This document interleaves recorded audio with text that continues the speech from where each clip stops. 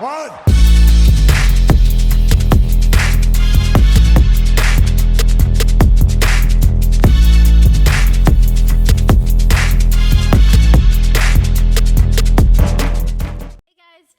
On Twitter at the A Show Podcast. We reply to absolutely everyone. That's not true.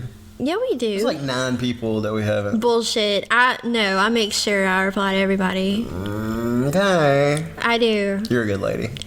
Please don't forget, if you like the podcast, give us a 5-star rating on Apple Podcasts. Hey, listen to Rob Van Dam's theme song while you do it. Why? Because it's 5-star. Okay. What's up, guys? Are y'all ready for this super edition of our podcast? The super edition. And that's a reference to Super Smackdown. Super cheese balls. Yeah. We're going to get into that. So, what show should we start? Should we start with news first, actually? Yeah, let's start with the post-Royal Rumble news. All right. We find out, we're just going to jump right on into it. We find out that Andrade is suspended for 30 days for violating the wellness policy.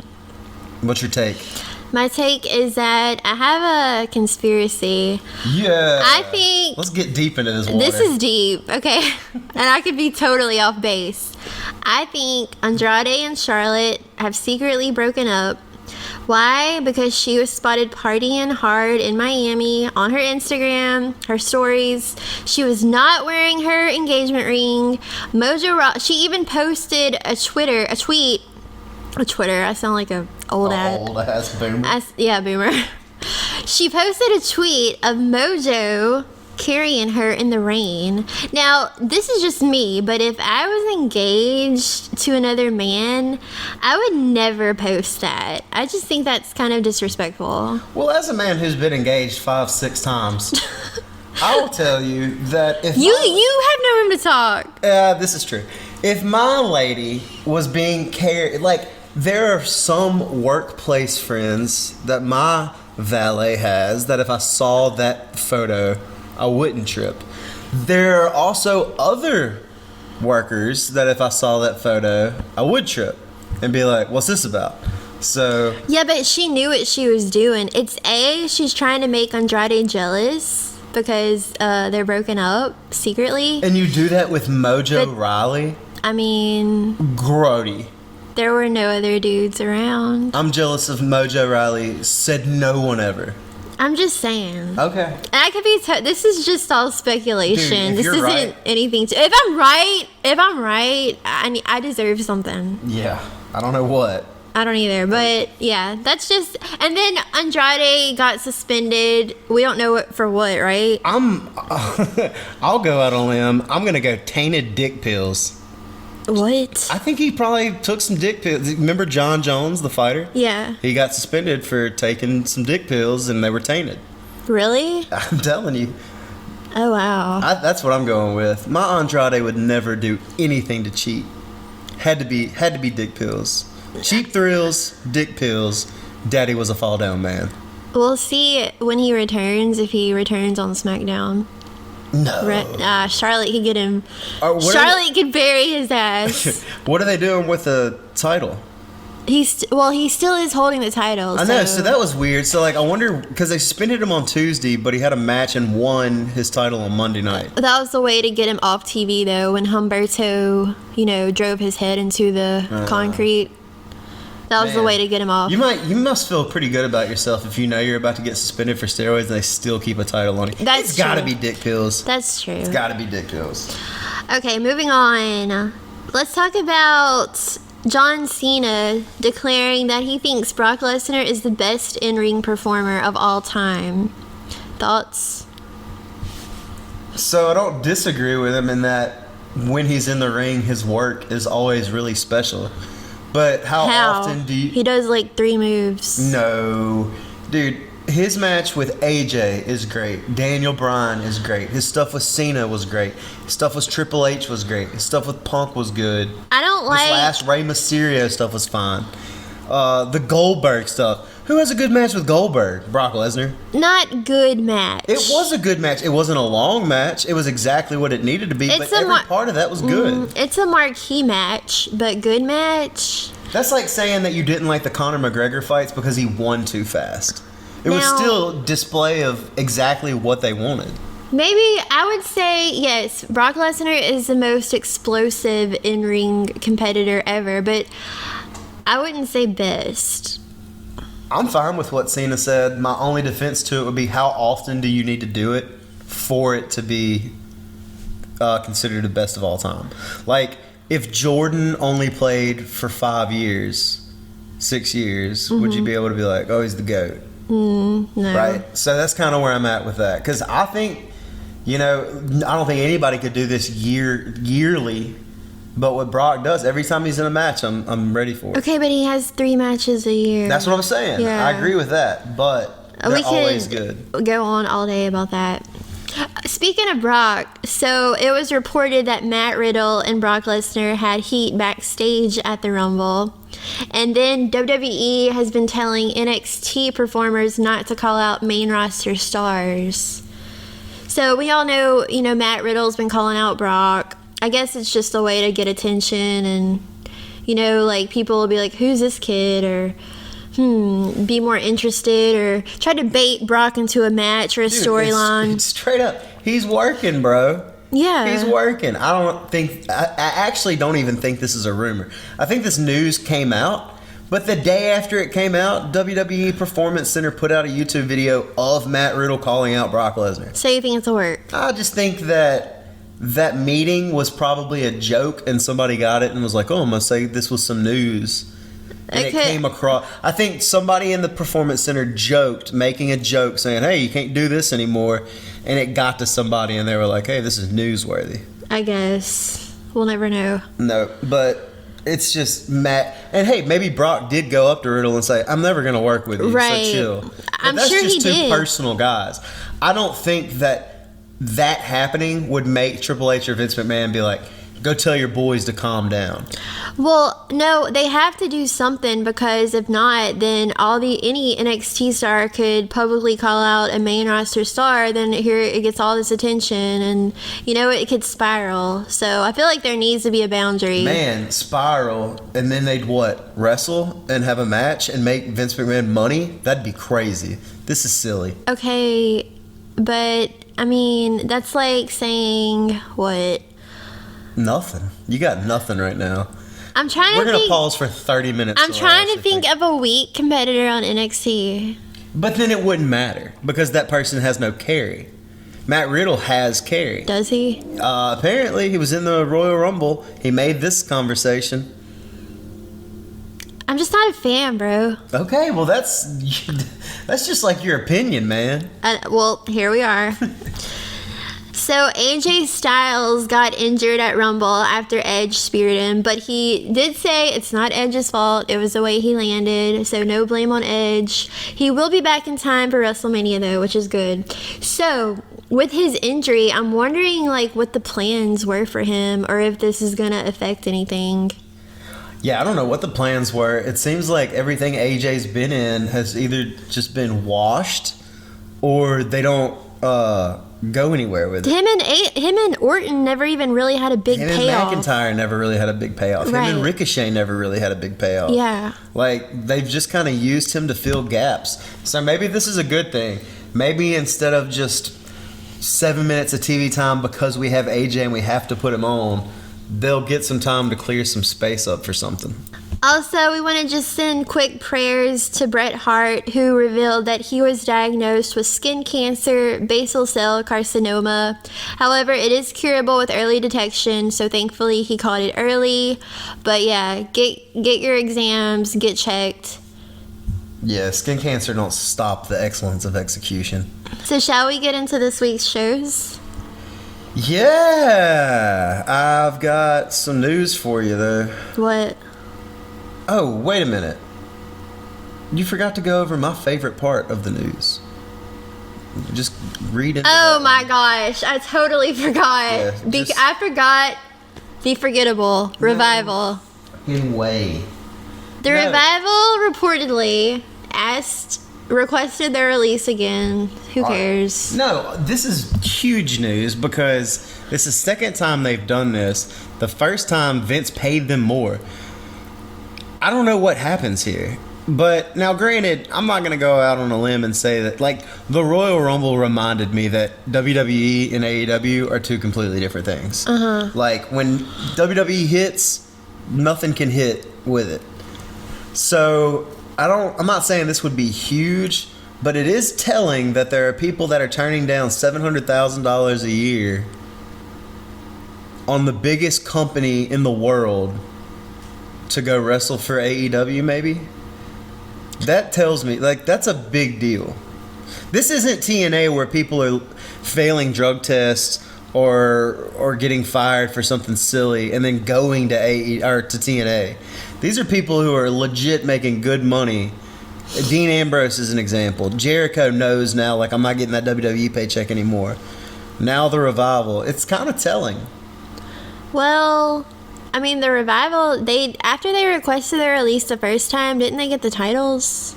But it wasn't memorable. They did, and I think that was Vince's way of being like, hey, look, we think you are top guys. But I don't think that's what they care about. I think they truly care about the craft of what they do. And they're looking at it, and it's like, if we can enjoy working again and make the same amount of money, why not do it? I mean... I think they have a lot of good friends, and maybe they're not thinking about that, because if you look at the backstage stuff or the YouTube stuff, the Revival's in everybody's stuff. He's an up, down, down, Sheamus's stuff. Like, if you've got a YouTube video or a YouTube page, you've got the Revival on. So I'm saying I think they have a lot of good close friends. So it really makes me feel like if they were to leave, it's strictly saying we can't do the quality that we want in WWE, so we're gonna go elsewhere, which is kind of interesting. I don't want to see them in AEW because the AEW has a way better tag division than the Revival. I think it would only add to it. No, that's crazy. I don't care about the Revival. What I'm interested in is what happens if they offer them a big paycheck and send them back to NXT. Vince, listen to us. Just let them be released. Wow. Okay. Wow. Well, he does listen, so we'll see if he listens to you this week. Let's get to Raw. All right.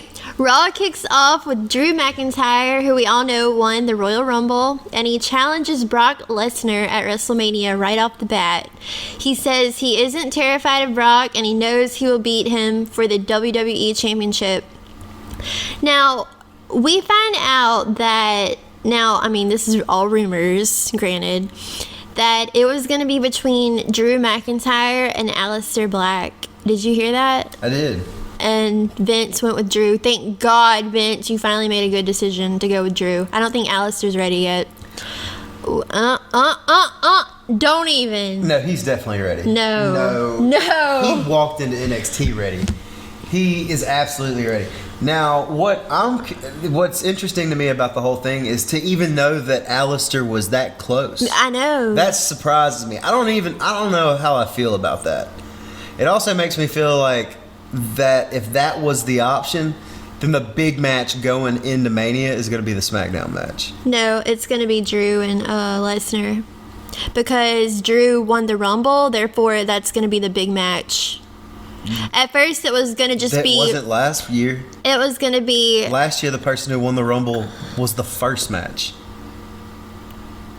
Well, you can't really compare because that was Rollins, Lesnar. You want it to be the main event really bad, but I don't think it's going to be. Okay, well, we can bet on it. How much do you want to bet Drew McIntyre and Brock Lesnar will main event, and the last match main event, WrestleMania? Come up with something right now. And Drew McIntyre will win. Come up with something right now, and I'll tell you yours. And if you're right, I'll do something. What's your bet? Our stipulation? Yeah, give me anything. I'll buy you $100 worth of trading cards. Okay, but they have to be NBA Prism. All right. That's his thing. If I win, I love trading cards. Hey, if you guys want to trade some WWE, do some Topps WWE trading, send us some Twitter notifications, and we might have some surprises for you. We got some stuff we're trying to send off. We're trying to get that Zion. Yeah, we are. But look, if I'm right and they're not the main event, you have to, for the podcast, sing the national anthem and do it seriously. No joking. You have to sing it as best as you can. Oh my God. Put it on the board. I've been waiting my whole life for this. All right, so yeah, but Alistair over Drew's probably the right idea. But no, it's not. I mean, excuse me, Drew over Alistair. Thank you. But I disagree with you saying Alistair's not ready. I just don't think he's ready. But anyways, so Drew on Raw issues an open challenge to anyone in the back, and the OC come out, and then we have a handicap match, but Drew quickly pins both of them in about 3 minutes. Before I heard the AJ news and I watched this, I thought, oh, something's wrong with AJ. Yeah. Because I was like, why would they just throw these guys to him when you have anybody in the back? So afterwards, Brock Lesnar comes in the ring from behind and F5s Drew. So that was it for that. The build we've all been waiting for, and it's that. They have 3 months. Yeah, but he'll only be there for like 3 weeks.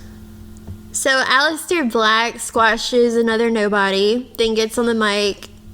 We're not going to cover Ray versus MVP because, I mean, it was MVP's last match. Ray beat him. Nothing more to be said, really. What? I wasn't excited. Like, when MVP came out, Me people either. popped, and it was like, that's cool. Nobody popped. Are you crazy? I've heard a little bit of a pop. After he was in the ring, they started to kind of get a little louder. I thought the theme popped when they heard the clock ticking. People were like, oh, I remember that. I feel like nobody remembered him, but whatever. So Aleister squashed another jobber, then cut a promo saying that he'll bring the fight to the locker room instead of them bringing the fight to him. So now we're going to have to see what happens with him because I'm really tired of him squashing jobbers every week. I like the promo. I agree with you on that, though. Yeah.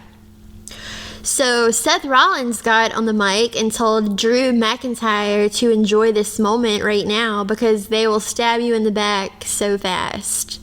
So I like that Rollins said that because it's as if he is bitter but still in a heel way, and it just worked. So I want to talk about Seth Rollins because we haven't really, delved deep into his Monday Night Messiah gimmick. Are you liking it? I dig it. I like the J&J security better. The old Seth. Yeah. But this is really good, and it's making sense. The only thing I wish he would drop is the whole with the crowd, like, you did this, you wanted this. Like, it's kind of like you can be a bad guy and do bad things. You don't have to constantly remind me why. See, I disagree with you. I think by him doing that, it's like making me like, But that's cheap heat. Well, kinda, but not really because that heat is the same as a pop of, hey, we're here in New York City tonight. But the crowd did turn on him. So, I mean, he's just reiterating what everybody wanted, and now here he is. See, I disagree with that. The story that they're going off of is that everybody was eating out of the hands of Seth Rollins and wanted him to win against Brock. But in my bubble, that wasn't a big deal. Yeah. There was a reason it was the first match on Mania. The build-up was just Seth being like, I've been wanting to do this since I was a little boy in Iowa. And it was like, cool. So I agree with you. You turned on Seth. Wow. You totally turned on Seth. No, this is Seth at his finest right now. And I'm all about putting people in situations to succeed. So we have a tag team championship match between Rollins and Murphy versus KO and Samoa Joe. But the way this was built or like set up was weird because AOP was in Rollins' dressing room and Kevin Owens wanted proof, and after he got it, he said, thanks. Then the Viking Raiders attacked AOP, then it cut to commercial. I didn't like the dialogue before the match. It didn't do much for me. In the middle of the match, the medical staff forced Joe to leave after he did a dive, I guess, and knocked the wind out of himself, which doesn't give him much credibility. But now it's 2-on-1 and KO can't keep up with the numbers game. So Buddy Murphy rolls him up for the victory after he gives Rollins a stunner. So that was that. I didn't really like that. When Paul Heyman was writing for SmackDown is when we got the Eddie Chavo, Edge Benoit, Angle Benoit. Remember the tag team? They kept doing the tag team matches with all the top stars. And the philosophy was like, if we've got this one top guy and we can put him in tag team matches, that way we can get 3 people over with one guy that's really over. I feel like he's doing that again. And the Joe KO thing just isn't working for me. Yeah. I'm getting no sense of anything from that duo. Same. I don't like it either. So Becky Lynch did a promo this week saying that basically she's beaten everyone on the roster that she has had to, and she collected Asuka's debt, and that the next woman she beats won't be because she has to, but because she wants to. Yeah, so they're basically building Becky to be kind of cocky in a way, but we'll see who her opponent for Mania will be. I mean, you gotta think, and we've talked about this during the Rumble thing, but you gotta think it's gonna be Charlotte, right? No. Okay. They're not gonna do Charlotte versus Becky again. At least I freaking hope not. I don't know, man. That just seems very Dusty Rhodes versus Ric Flair. No, maybe in a year, do it again. Okay. Not now. Okay, not now. We'll see. Speak of the devil, Charlotte comes out and says she's still thinking about who to challenge at WrestleMania after winning the Rumble.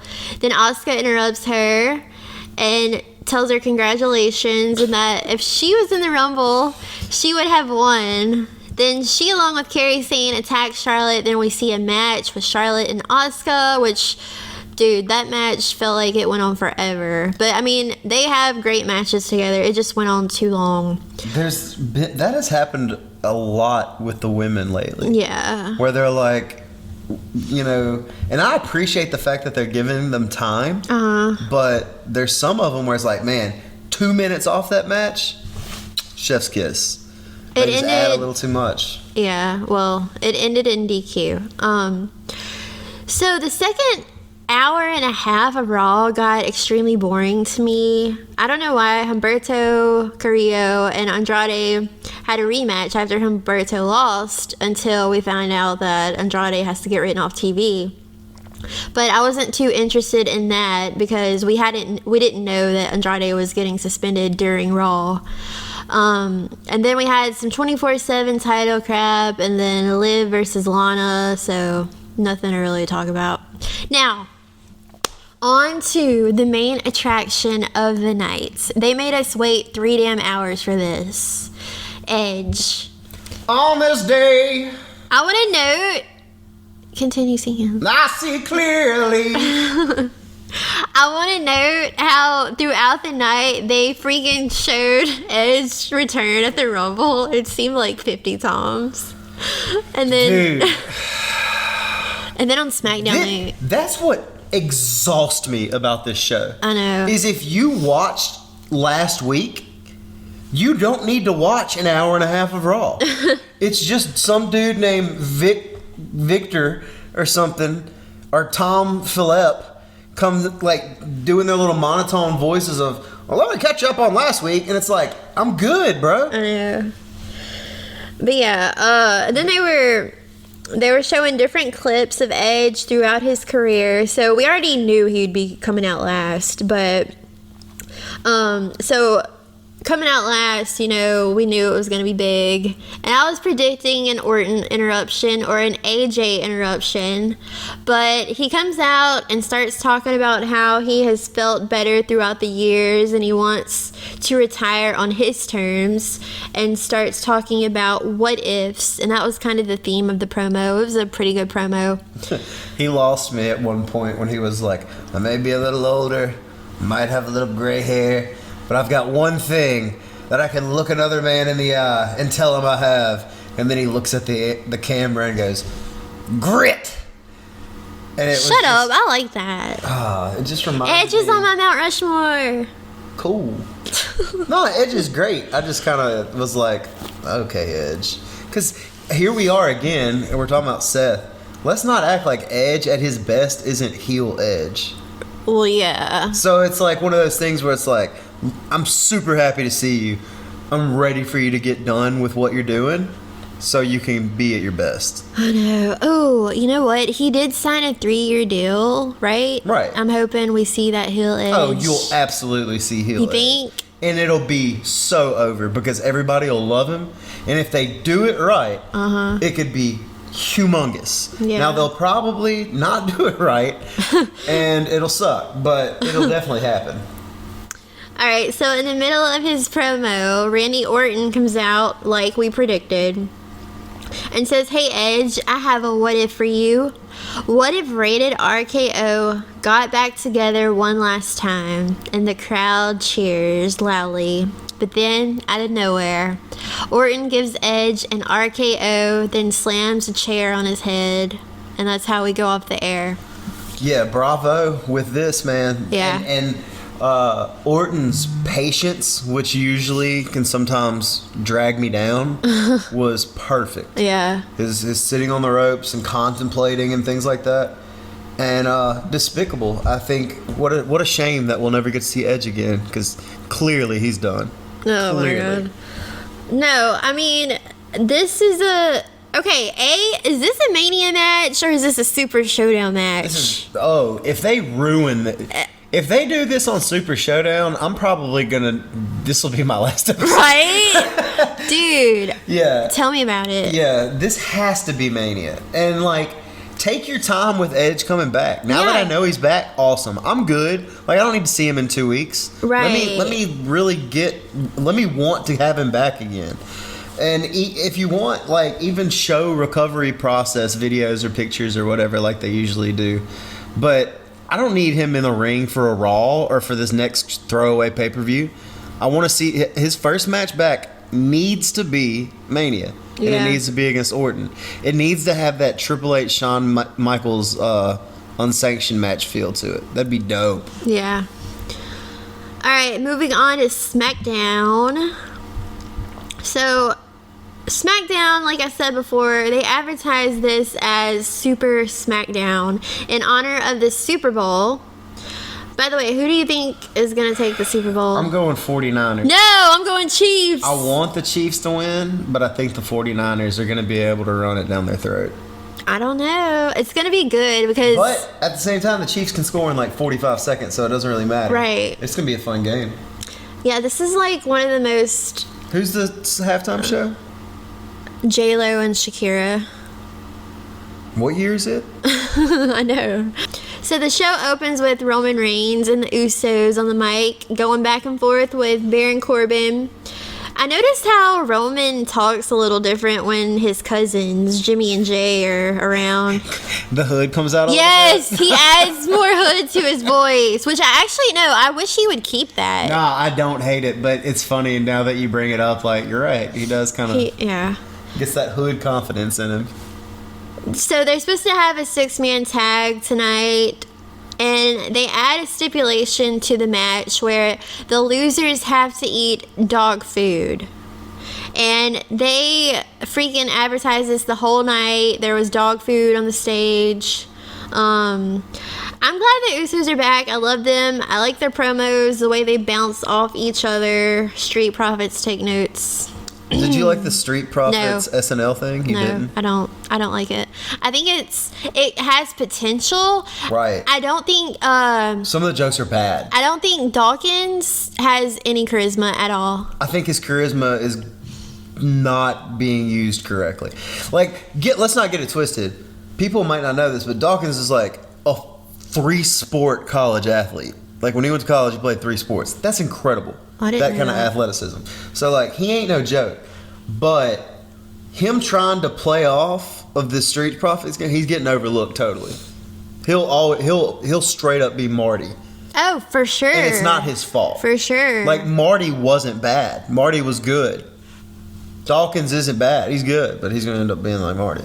We're going to get to the main event, at the end of the SmackDown discussion. So, because it ends we'll get there. We have a fatal 4-way tag team match between Heavy Machinery, The Revival, Lucha House Party, and John Morrison and Miz. And the winners will be the number 1 contenders to face the New Day at Super Showdown. So, John Morrison pins a member of The Revival. Forgot which one, for the win. And I knew this before this even started, that The Revival would eat the pin. So, yeah. What is John Morrison's character? Is he just like, yeah. I have no idea. Just following the Miz around, like, yeah. I guess, like, they're both Hollywood, California. Yeah. Cool dudes. Cool. Their little dirt sheet thing is coming back next week. But he doesn't talk. And that's fine, because the Miz needs to be the mic of it. Yeah. But, like, I don't understand what he is right. Like, if you didn't watch back then, and now you're watching, you're just like, what is he? No, but see, whenever he was, like, a singles competitor, when was it, like, 2011? 11-ish, yeah. I didn't watch back then. So I've never seen him in his role as being... I only saw him when he was with Eminem. Check it out on Netflix if Lucha Underground's still on. He does some work on that. He's good. And you'll also get some most of AEW's roster. All right, let's talk about the Intercontinental Championship match between Braun Strowman and the champ Nakamura. And I can't even tell you how many times Nakamura has defended this title. It seems like 0. And the defenses he's had... So he won it back at Extreme Rules. About, 8 months ago? It's been 20 years. None of his defenses were memorable. Nobody wants any, bro. This title needs more meaning to it. It's become very stale and very irrelevant.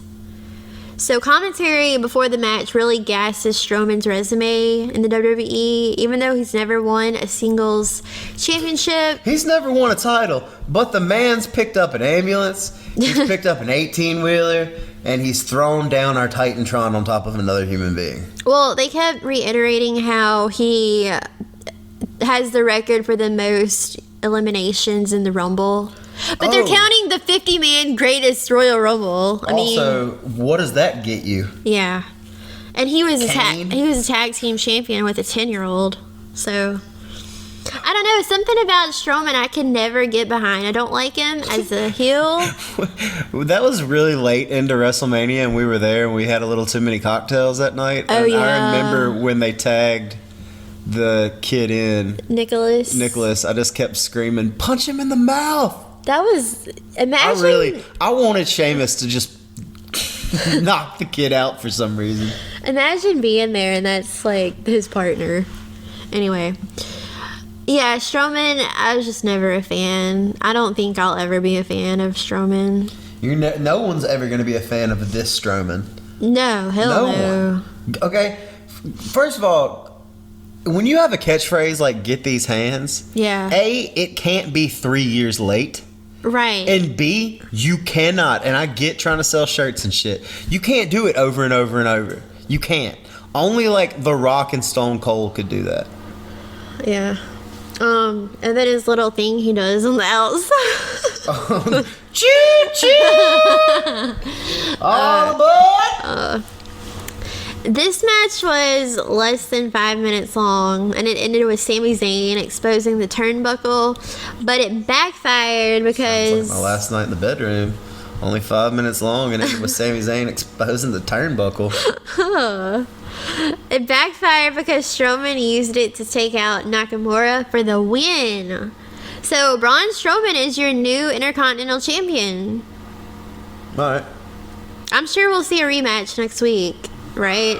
It makes me feel bad for the artists. Like... Nakamura? Yeah. Like, well, just Nakamura, Sammy, and Cesaro. Man, yeah. They can paint, they can write music.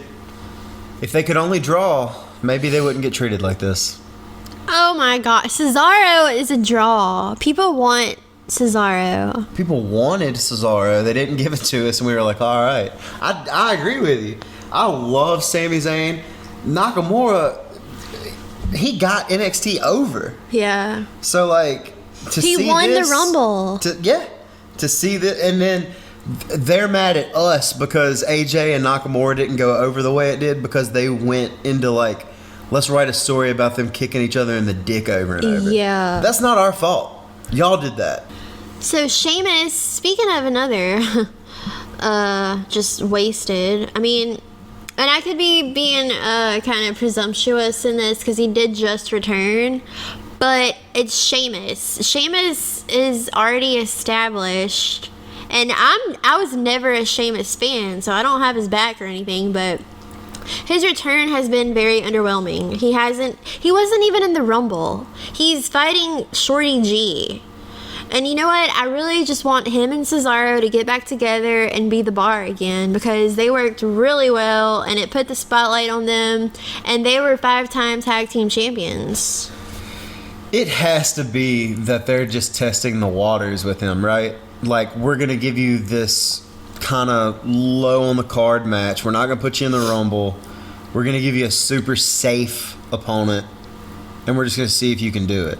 Because, like, I feel like if they were confident that he's back healthy, ready to roll, he's got to make more of an impact than he is. They wouldn't have cleared him. I agree with you. Like, maybe they're just like, you got to get back in ring. I don't know. Mm-hmm. But, like, they've totally wasted this comeback. And this is Triple H's boy. And people can argue that, well, he's just coming back. They got to rebuild him. No. I mean, they would have to rebuild somebody like, say, Shorty G got out. Yeah, if he came back, yeah, they'd have to rebuild him. Sheamus has been in the business how long? 10 years, 11 years? He's won a Rumble. He's been champion. Like, no, you don't have to rebuild Sheamus. He beat Daniel Bryan in 7 seconds. Yeah. Yeah, the Bar was great. 5-time champion. Strong, yeah. Not only that, look at him. Yeah. Like, if you can't tell that this motherfucker's a bad dude by just looking at him, then I don't know what to tell you. But, yeah, totally wasted. I don't know what they're doing.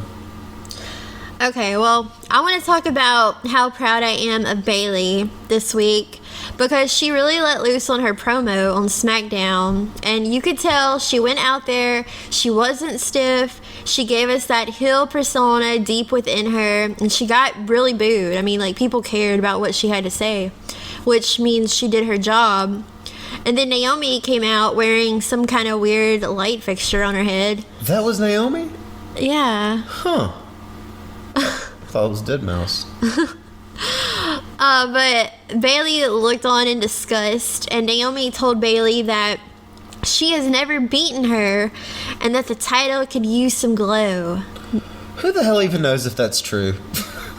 You've never beaten me? Like, I don't know what the house match results are from 1997. Well, on paper, where it matters. On pay-per-view. Mid-sentence, Bayley punches Naomi, but Naomi gets on her feet and stands tall after hitting Bayley. So both of them did pretty good. You know, Naomi at times can be kind of shaky on the mic and kind of seem, I feel like, kind of unsure of herself. But both of them did really well, and they're more confident now. And it's coming to a point where soon, I mean, they're going to be vets with all these new NXT women coming up. Yeah. I mean, it seems like yesterday where Bayley and Naomi and freaking Sasha and Charlotte were just coming on TV. I like Naomi. I think the worst thing for her is overexposure. And I feel like if she's on too often, it's gonna kill her. Because, like, we know every week, if you come out every week, the most exciting part of what you do is your intro. Uh-huh. And that's not a knock, but I'm just saying, if that's the most exciting thing, it's not gonna last long. You cannot put her out, and you can't do the intro. Treat her like Bray Wyatt almost. I mean, I know what you're saying, but I like watching her in the ring. I do too. I'm not saying that. I'm just saying to keep what she's got to be special, because it could be really cool. Yeah. And this could be something that kids go crazy for, but you can't do it every week, or it'll just get stale. I don't know what they'll be doing with Lacey Evans now. I don't know what your favorite food is, but if you eat it every day, you're not going to like it after 2 weeks. Well, that's debatable. I've never had it, so. So it's time for the 6-man tag main event where the loser eats dog food. Can you just go over the results? No, I want to say how I was going to be really pissed if nobody ate dog food because they teased it throughout the entire show. I don't even want to struggle. I just want somebody to eat dog food. They had huge freaking like cans, or not cans, but pots of dog food bubbling. Which is crazy because they just booked this match 2 hours ago. So why did they just have all this dog food in the back? Well, Roman ends up rolling up Corbin for the win, and then the Usos handcuff him, and they pour the dog food all over Corbin. It looked really disgusting, not even gonna lie. But since Roman got his payback on Corbin, hopefully this is the end of the Corbin-Roman era. I have no idea if we've seen this 6-man tag before. Jesus. But I feel like I've seen it did last 12 week. times. I'm pretty sure it was on last week. Who knows? I feel like I've seen it 100 times. Yeah. Yeah. Be done, please. So there was no Fiend and no Daniel Bryan tonight. So much for Super Show. Super Show! Super Show, but we're not going to have our champion on. Or the biggest draw on the show. Yeah. All right. Do you feel like they did a strap match strictly because AEW's doing the strap thing? And they were like, let's beat them to it? What strap thing? The lashes that Cody's got to take. No. I think that, I don't know. Maybe I'm wrong. No. All right, speak of AEW. This is the part where if you don't care about Dynamite or AEW, you might want to skip through. So the show kicks off with Jon Moxley coming to the ring wearing his eye patch, which I think is a great touch, and it makes him look like even more of a badass than he already is. So he looks like Snake from Metal Gear. It's an old video game. I wouldn't know. Cool. So we know February 29th is the next pay-per-view called Revolution. And Moxley will take on Jericho for the AEW Championship. So Moxley basically says that Jericho is dirty, unethical, and that he sees Jericho as an insecure egomaniac and a coward and a bully. He calls Jericho out for an ass beating, but Jericho comes out and says Moxley deserves everything he's gotten because he didn't accept his offer to join the Inner Circle. So the Inner Circle all come out, and then this is where I didn't like this. They call out more so-called thugs. So now it's 10 on 1 instead of 5 on 1. You know, like, that's unnecessary. I didn't like that. Yeah, that's old school. A lot of this is old school booking, right? So like, we're gonna give you an eye patch, and we're gonna give you this. You're gonna be an underdog, and da da da da da. But like, Moxley doesn't need any of this. This promo is almost just as bad as anything they gave him at WWE. Like, let this dude go to work. And if he's writing this shit, then, like, turn it on, man. Yeah. Well, he gives Ortiz a DDT, and then the rest of the Inner Circle and the thugs start attacking Moxley, but then security breaks it up. And then Jericho's plan has gone straight to hell. Those were JR's words. Straight to hell. Moxley then leaves and taunts throughout the hometown Ohio crowd. This segment was okay. I mean, I thought it could be better, but... Yeah, I mean, you know, I've said this to a couple people for a few weeks. I don't know what day AEW starts writing. I wish they would start one day before. Because I feel like they always just kind of write things and they never have that time to say, let's really tweak this and make it personal and get it. Yeah. Some of their stuff's on point. But you can tell that stuff's usually always MJF, Cody, you know... I wish these two guys have to tighten up. We find out that MJF hires the Butcher and the Blade to take care of the Young Bucks for throwing him in the swimming pool last week. So they face off in a tag match. We also have MJF on commentary, so... Blessed. I would love to hear MJF on commentary all night, just roasting everyone. Dude, I would pay $5 to just listen to MJF commentate, like, Mania. He said, you don't want beef with the Butcher. don't want beef with the butcher. And the only scripture these marks know is Austin 3:16. Yeah. So the Young Bucks hit the Blade with the Meltzer driver for the win, and afterwards they get attacked by the Butcher, but Omega comes in and makes the save along with Adam Page, who comes out with a beer, and he tells Matt Jackson, "Hold my beer," and then he takes down the Blade with the buckshot and walks out, and it was the coolest moment of the night. This is probably my favorite story in AEW right now. Adam Page. The Adam Page is the tag team champions with Omega. Yeah. He obviously doesn't feel that his friendship with the Bucks or the Elite is there anymore. And Kenny's trying to be peacekeeper, and it's like, I don't know. I like seeing, like when he was walking down the aisle, I didn't know what he was going to do. Yeah. I like that. I like not knowing. We had Kip Sabian versus Cody Rhodes, who comes out with Arn Anderson. We saw a lot of heel tactics and distractions by Penelope to try and help Kip, and she even hit Cody with a Hurricanrana off the apron. There was one point in the match where Penelope and Kip go for a kiss, but Joey Janela got in the middle of them as they closed their eyes. It was weird, but effective. It was weird because, like, was Joey just sitting there all night in the crowd, waiting for them to hopefully kiss?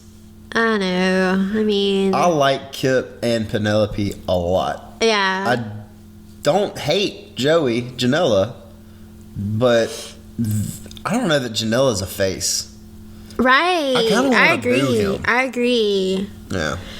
Cody ends up winning the match with a Cody Cutter and double cross Rhodes. Now, moving on to the Britt Baker stuff. My girl. You're excited. Her promo last week on the cruise was extremely cringe. I think you're just jealous that while she was getting her PhD, Tony Schiavone was a shit barista at Starbucks. I'm sorry, but like, dude, when he mouthed "what the fuck," yeah, when she did that, I'm marked out. Just the delivery on it sucked, and her voice was too shaky. She wasn't like confident in herself, and her freaking boyfriend is Adam Cole, one of the best heels in the business. So I was expecting more. But this past week, she did pick it up a little bit, I will say. She called out JR and tells him to never interrupt her again. And then she starts roasting him and talks about how this is her division. And she seems just way more confident this week, so I will give her that. She still needs work, though. But her line about Cleveland finally having a Baker they can trust in was a 10 out of 10. Hey, I like it a lot. I think she's getting heat.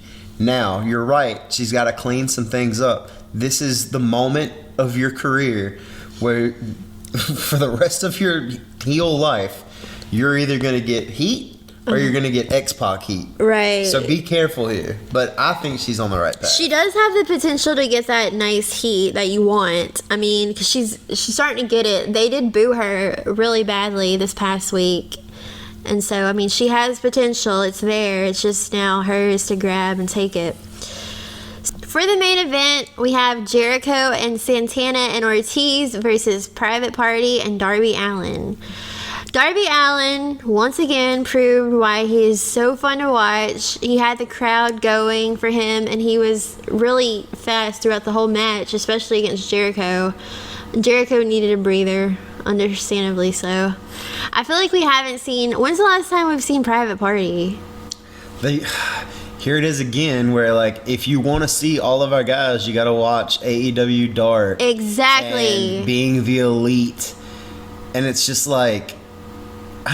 some of us don't have time for all Exactly. that. I'm talking about I want to see them on TNT on Wednesday nights, you know? Like, I don't watch After Dark. This match was pretty fluid and fun to watch. Jericho hit the Judas effect on Cassidy and picked up the win. Ooh, that looked good when he hit it. Yeah. It was quick. Cassidy sold like a G with his hand shaking. I thought that this is where the inner circle really looked dominant. Like, Jake Hager was getting involved. Sammy was getting involved. There was always like some movement around, and I was like, all right, they used their group really wisely here. Well, after the match, Inner Circle starts beating up Darby Allin and Private Party. Sammy Guevara takes Darby Allin's skateboard and starts hitting him with it. But then Moxley comes out with a baseball bat and fights off the Inner Circle for the ending of Dynamite.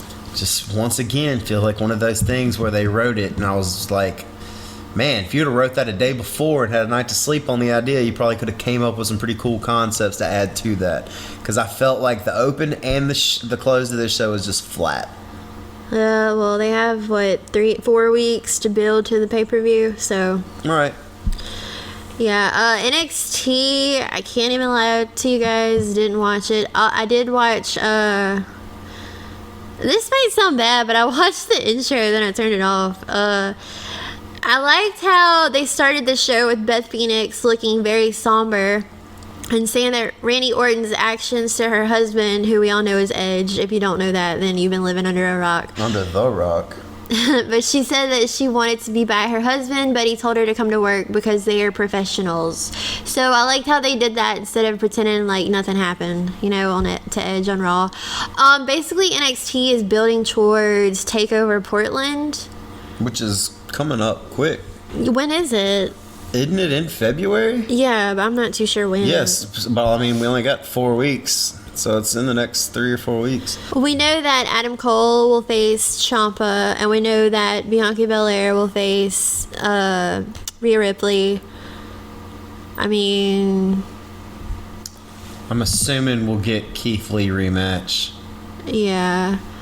It'll be good. Takeovers are always dope. We'll go into that next week. We'll cover TakeOver, but the build. Oh, well, we can go over it real quick. So we're getting Ripley Belair, like you said, Finn Gargano, which is going to be great. And it seems like they're going for Balor, and he attacked Mustache Mountain. Uh-huh. So it feels like we're getting Tyler Bate. Maybe he's moving over, which, whew. Well, I got a boner. Undisputed Era, Bobby Fish and Kyle O'Reilly versus the Broserweights, Matt Riddle and Pete Dunne. Adam Cole versus Tommaso Ciampa, and Dakota Kai versus Tegan Nox in a street fight. That should be good. Yeah, I think this card is really good, actually.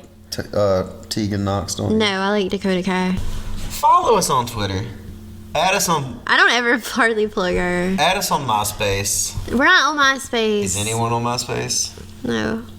Follow our channel on YouTube. Please like, subscribe, 5-star, everything, if you do not mind. And on that note, are we out? We're out.